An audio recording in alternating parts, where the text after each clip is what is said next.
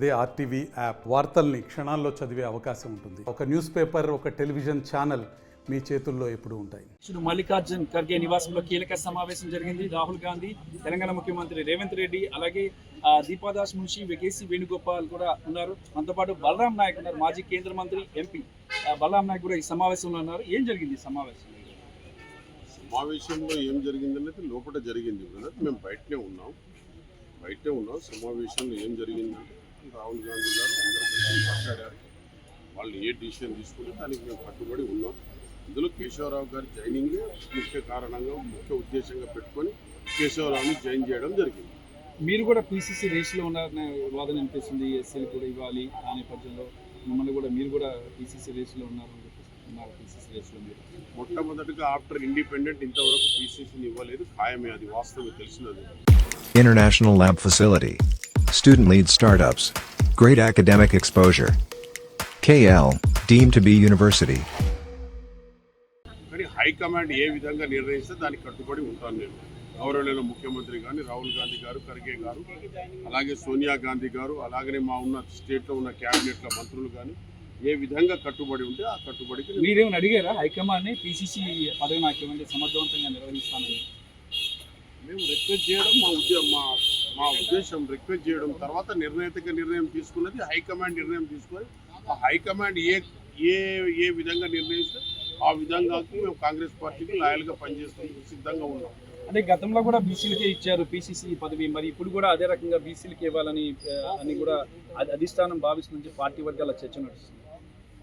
బీసీల వర్గానికి ఇచ్చారు. ఆ రోజుల్లో కేశవరావుకి ఇచ్చారు, హనుమంతరావుకి ఇచ్చారు, అదేవిధంగా డి శ్రీనివాస్ గారికి కూడా ఇచ్చారు, పొన్నాల లక్ష్మయ్య గారికి ఇచ్చారు, బీసీ వర్గానికి ఇచ్చారు.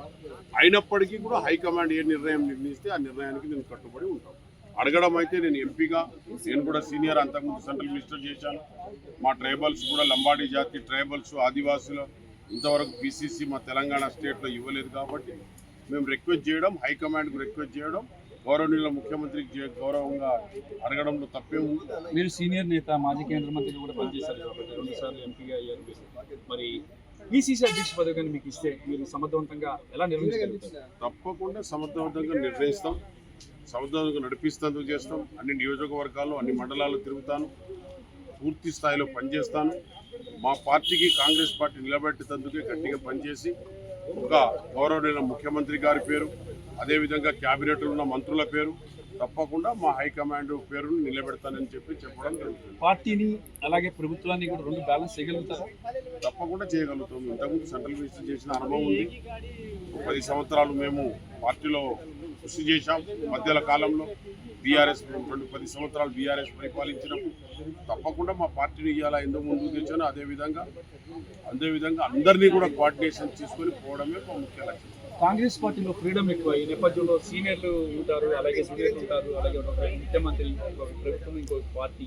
మరి ఇంత ఫ్రీడమ్ ఉన్న కాంగ్రెస్ పార్టీలో ప్రభుత్వాన్ని, పార్టీని కూడా ఒక బ్యాలెన్స్డ్గా నిర్వహించడం సాధ్యమే. కాంగ్రెస్ పార్టీలో ఉన్నాయి బ్యాలెన్స్ చేయడం అనేది, బ్యాలెన్స్ చేసుకుంటేనే వస్తుంది. స్వేచ్ఛ ఎక్కువ ఉంది కాంగ్రెస్ స్వేచ్ఛలో ఎప్పటికి ఉంటుంది. స్వేచ్ఛ అనేది అది మనం చెప్పుకుంటే, ఒక పార్టీని నిలబెట్టుకోవాలనేది, పార్టీని మనం కృషి చేసి ఈ పార్టీని నిలబెట్టుకుంటే మన పార్టీ వస్తున్నది ఒక పట్టుదల, ఒక ఆకాంక్ష అది ఉండాలి ఫస్ట్.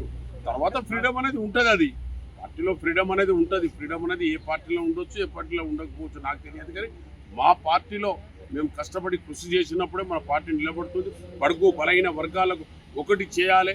ఈ పార్టీలకు జరిగే ఇప్పుడు దాదాపుగా ఇప్పుడు వరకు మేము రుణమాఫీ చేశాం, రైతు బంధు చేశాం, రుణమాఫీ కూడా ఆగస్టులో ఇస్తున్నాడు. తప్పకుండా గౌరవనీయ ముఖ్యమంత్రి గారు కాపాడుతారు. అలాగనే క్యాబినెట్లో ఉన్న రాహుల్ గాంధీ, ఖర్గే గారు తప్పకుండా రైతు రుణమాఫీ పూర్తి స్థాయిలో మేము చేస్తామని, 15 ఆగస్టు నాటి నుంచి మేము పూర్తి స్థాయిలో తీసుకెళ్తామని చెప్తున్నాం. అయితే ఈరోజు ఇప్పుడు జరిగిన సమావేశంలో మహేష్ కుమార్ గౌడ్ని పిలిచారు, అలాగే మిమ్మల్ని పిలిచారు, మోదీ యాష్ని పిలిచారు. అంటే మీకు ప్రత్యేకంగా హైకమాండ్ మాట్లాడిందా విడివిడిగా? కానీ మాతో ఏం మాట్లాడలేదు. వాళ్ళు ఏది మేము ఇవాళ వచ్చింది ఓన్లీ కేశవరావు గారి జాయినింగ్ గురించి. కేశవరావు ఇక్కడే అందుబాటులో ఉన్నాం కాబట్టి కేశవరావు జాయినింగ్ గురించి పిలిచారు తప్ప మాకేం అడగలేదు. పీసీసీ గురించి కానీ, క్యాబినెట్ గురించి కానీ ఎలాంటి ప్రస్తావం రాలేదు. ఎలాంటి ప్రస్తావం మాకు అడగలేదు. మీరు అడిగారు కదా, అడిగినప్పుడు ఎలాంటి? మేము ఇప్పుడు కాదు అడిగింది, చాలా రోజుల నుంచి అడుగుతూనే ఉన్నాం. ఎలా ఉంది హైకమాండ్, ఎలా రెస్పాండ్ చూద్దామండి. మనం ఏ విధంగా చేస్తారో, హైకమాండ్ ఏ విధంగా నిర్ణయిస్తారో ఆ నిర్ణయానికి మీరు కట్టుబడి ఉండాలంటే వై నాట్ షూర్ మేము నిలబడి ఉంటామని చెప్పడం జరిగింది. పిసిసి అధ్యక్ష పదవి తనకి ఇస్తే తను సమర్థవంతంగా నిర్వహిస్తానని చెప్పేసి బలరాం నాయక్ చెప్తున్నారు.